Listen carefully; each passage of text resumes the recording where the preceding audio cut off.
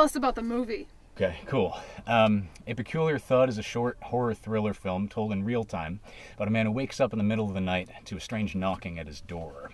And he goes downstairs to find a person who wants to come in and won't take no for an answer. What was the inspiration?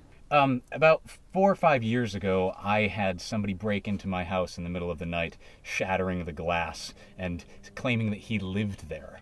And it was a really sort of out-of-body experience, I think, for me and for him. And I was actually, in those moments, sort of confused about whose house it was. But it was an absolutely terrifying evening.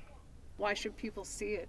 One of the things that I was after when I was making this film, specifically for Damnationland, was I wanted to make something that was like truly terrifying. And I dug into my personal past to find an event that had actually like traumatized me and really frightened me and messed me up for a long time.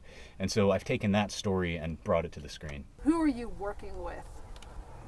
I'm working with friends and collaborators of the past. In particular, I'm making this film with THUD Productions, which is my partner Matthew Herberts, who is also the co-producer and cinematographer of the film. How would you get rid of a body? I guess I feel like burying someone very deep in the woods feels right to me. I think that's what I would do. Probably scattered, so bits and pieces here and there.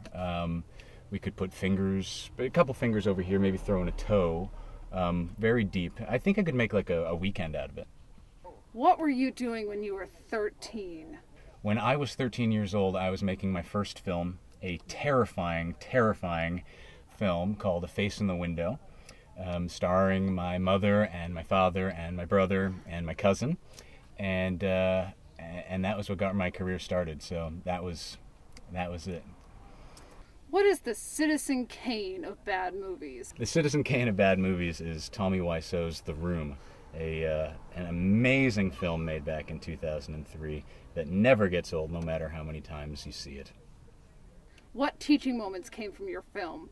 I learned a lot of things making this film. It was the first time that I had fundraised and crowdsourced, and it was the first time that I had rented equipment from New York City and brought a crew up from out of state to make a film.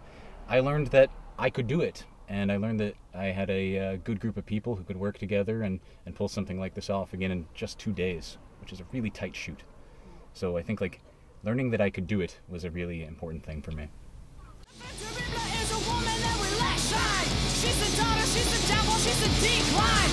She's a bullet and she's screaming down the barrel of the pistol, of the pattern, of the painter that's in peril. La fin terrible is the boss inside the wall.